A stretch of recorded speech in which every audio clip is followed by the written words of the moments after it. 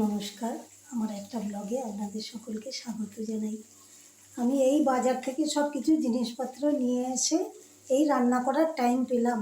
এতক্ষণ রান্না করার টাইমই পাইনি। এসে চান করলাম, জল ধরলাম রান্নার, তারপরে এই গাটা ধুই, সব কিছু জল টল ধরে রাখলাম বালতিতে। তারপরে চান করলাম, পুজো করলাম, আর এই এসেছি রান্না চাপাতে। এখন এই যে এখানে মাংস করছি, মাংস নিয়ে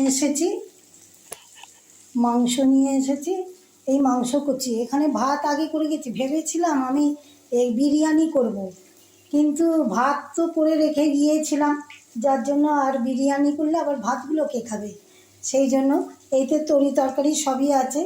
আর এই মাংসটাকে এনেছি, এই যে ম্যারিনেট করেছি মাংসটাকে, আর এখানে আলু ভেজে রেখেছি।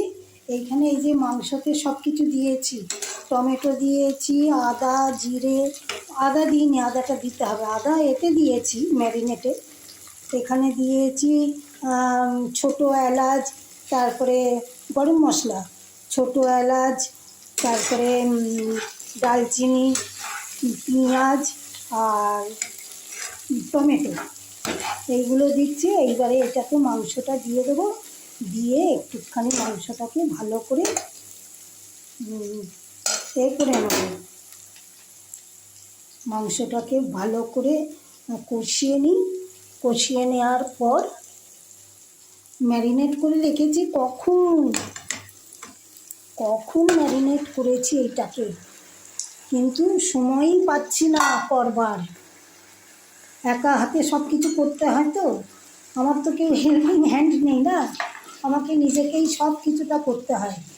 দোকান বাজার, রান্না বান্না, ঠাকুর পুজো, তারপরে এভরিথিং যা কিছু আছে সব আমাকে একা হাতেই করতে হয়। আমার আর তো কেউ নেই যে সেই আমাকে করে দেবে সব কিছু, যার জন্য আমার সর্বক্ষণ আমি ভিডিও করতেই পারি না। এই কারণে ভিডিও করব ভাবলেও করতে পারি না, কারণ আমি তখন নিজের কাজ করব না ভিডিওর দিকে মন দেবো, সেই জন্যে হয় না। এবারে করে খেতে বসবো।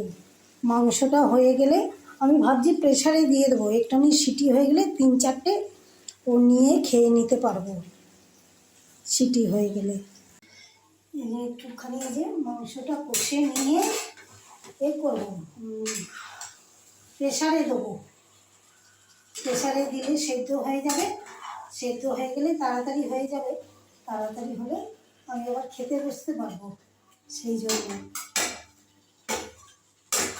সব কিছুই দেওয়া আছে, একটুখানি শুধু গুঁড়ো জিরেটা দিতে হবে। জিরে দিয়েছি, এর আগে দিয়েছি জিরে, তবু আর একটু লাগবে বলে মনে হচ্ছে জিরে গুঁড়োটা, ওইটাই শুধু একটুখানি দিয়ে দিই জিরে গুঁড়োটা।